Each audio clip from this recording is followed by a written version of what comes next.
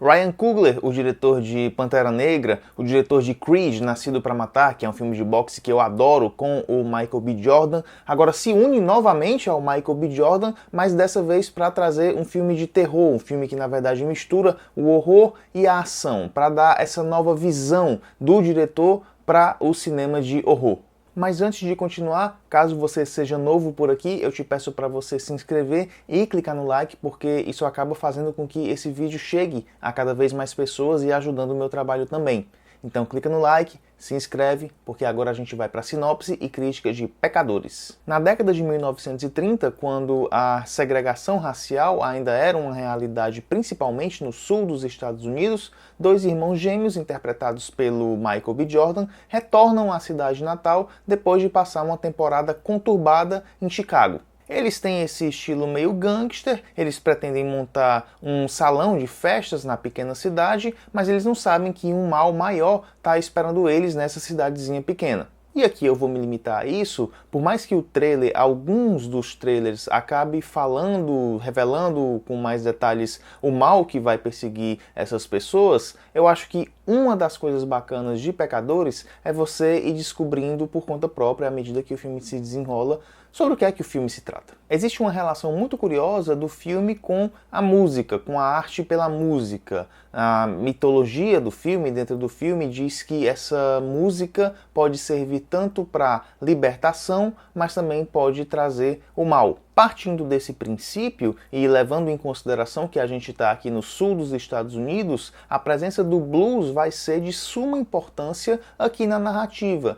especialmente pelo personagem do filho do pastor, o Sammy Moore, que tem um talento extraordinário para a música, para o blues, mas que o pai não quer que ele siga por esse caminho. Logo no começo do filme ele fala que esse caminho vai ser bastante tortuoso e não quer que o filho vá para o ramo da música. O compositor Ludwig Göransson, que ganhou o Oscar recentemente por Oppenheimer, que também trabalhou com o Ryan Coogler em Pantera Negra, também trabalhou em Creed, usa essa ligação do filme com a música, com o blues e com o cinema de horror para trazer algumas mesclas que são bastante curiosas também. Muitas vezes a gente inicia as composições ouvindo um violão, aquele banjo típico do blues, mas que é interrompido por instrumentos de rock and roll mais pesados mesmo, como baixo, bateria e guitarra, especialmente nas cenas que envolvem mais ação. Aliás, existe uma passagem específica na qual os gêneros musicais se misturam, inclusive na narrativa, levando em consideração os próprios personagens, e que é muito bonito, além de ser muito bonito, mostra todo o valor de produção desse filme. A gente tem um plano longo onde a câmera vai passeando pelos diversos cantos daquele salão, daquela casa de festas, enquanto a gente tem um trabalho da mixagem de som que faz com que a gente perceba cada um daqueles instrumentos naquele ambiente lotado e a gente consegue distinguir o som de cada um daqueles instrumentos, de forma que a gente sai completamente inebriado daquela cena. E visualmente também o filme é um deslumbre. Ele foi filmado não em digital, mas foi filmado em película, o que permite que a gente consiga perceber o grão, o granulado ou o noise na imagem e acaba dando um charme maior para toda a projeção. E se você vai ver esse filme em IMAX, você vai ter a melhor experiência possível, porque aqui o filme, o diretor, o Ryan Coogler, ele brinca com as janelas de projeção, por vezes alternando entre a janela do IMAX, aquela que é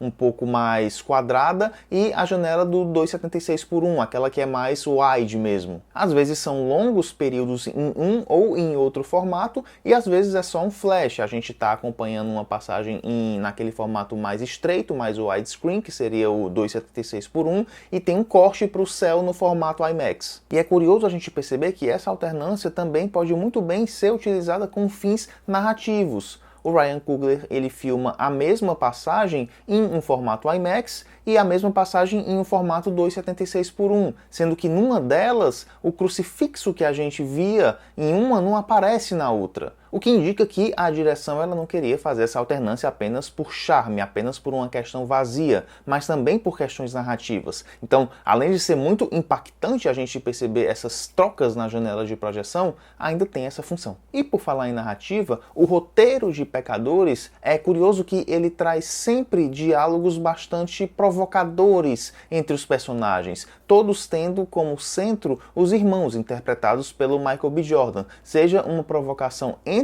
os próprios irmãos ou provocações relativas às pessoas com as quais esses irmãos se relacionam. E por meio desses diálogos a gente vai percebendo aos poucos, com o desenrolar do filme, mais detalhes sobre aquelas pessoas. Não de uma forma explícita, mas de uma forma progressiva. Além disso, é bastante curioso como o filme pode também ser interpretado como uma metáfora que contrapõe os artistas negros ou de minorias contra esses sanguessugas que querem apenas sugar o talento, se aproveitar do talento dessas pessoas. Então, com isso, o filme pode muito bem adicionar mais substância a esse pano de fundo do racismo, onde os artistas negros são frequentemente cooptados por produtores ou por outros artistas brancos que vão ali se aproveitar do novo, do belo e do que pode fazer sucesso. A gente lembra que a relação entre o filme, entre Pecadores, e a música, entre o blues, é bastante forte, então tudo isso pode sim estar ligado. Ainda assim, em outro aspecto, existe um didatismo que incomoda aqui e acolá,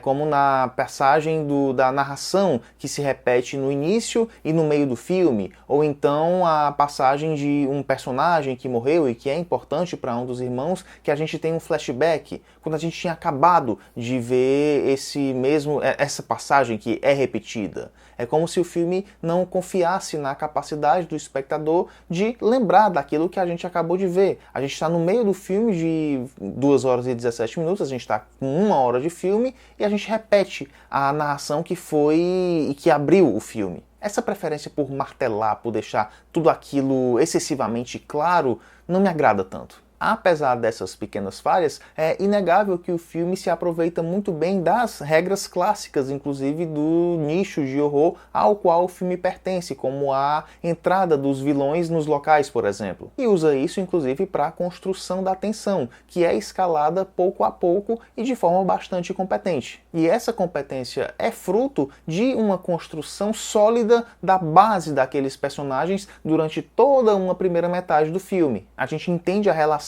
entre eles, o mistério que um ou outro esconde, para na segunda metade a gente ser impactado de uma forma muito mais forte com a morte de um personagem, ou então entender por que um determinado personagem vai decidir enfrentar esse mal, mesmo sabendo que as chances são muito pequenas. Então acaba que o Ryan Coogler ele se afasta desse tipo de horror mais moderno, do tipo A24, no qual a psicologia dos personagens é muito mais importante, onde a linha entre o que é real e entre o que é imaginário, entre o que é maldição e entre o que é apenas uma doença mental é muito tênue e se aproxima de um trash mais sangrento, mais exagerado, mas levando muito a sério tudo aquilo e de uma forma muito bem feita, muito competente. Beleza, pessoal? Me diz aí o que foi que você achou de Pecadores, porque a gente fica por aqui hoje. Então, até o próximo vídeo. Tchau!